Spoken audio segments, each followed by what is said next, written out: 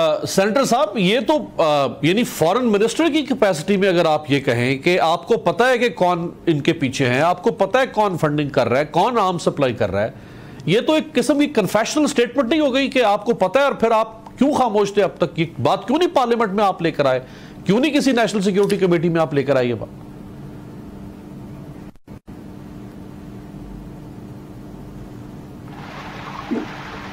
कामरान साहब,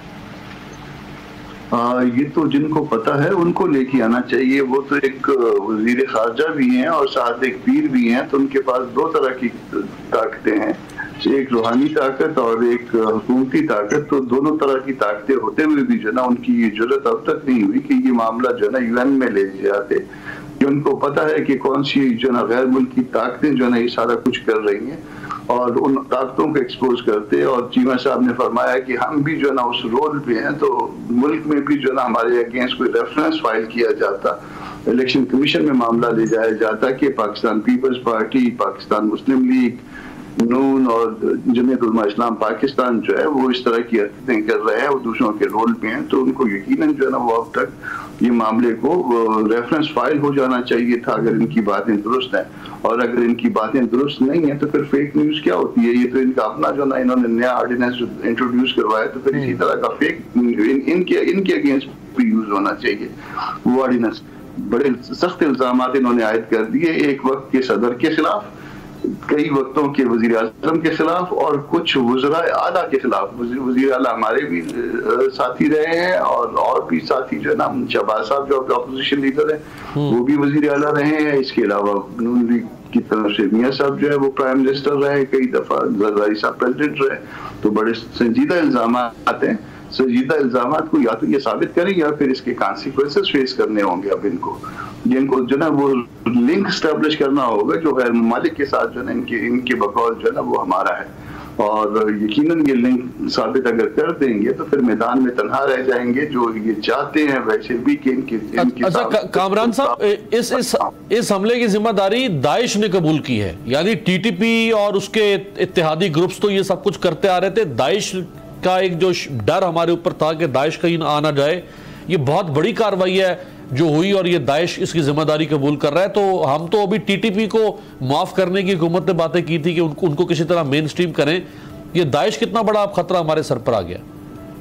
ये सारे खतरे जो है ना हमारे सर पे आए हुए हैं और ये इनको जो है ना इसका एहसास नहीं है।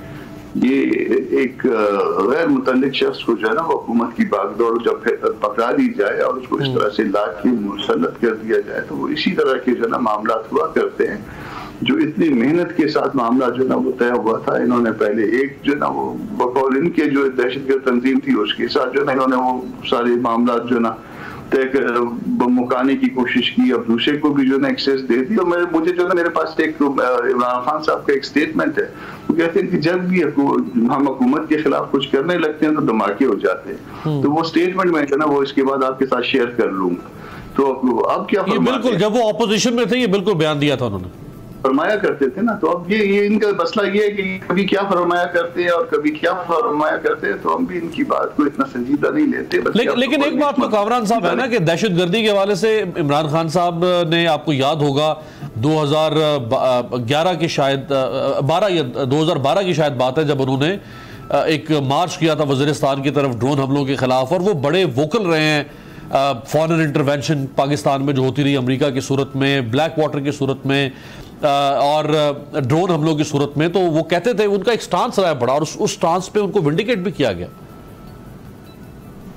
अब भी वो उसी तरह का स्टांस होना चाहिए। उनका स्टांस ये भी रहा है कि ये उनको नाकामी से दो चार करने के लिए जो है उस वक्त की हुकूमतें जो है ना ये सारा कुछ जो है ना उसमें मुलविस रही है।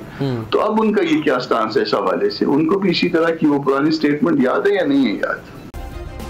सब्सक्राइब करें और बेल दबाएं ताकि कोई खबर रह न जाए।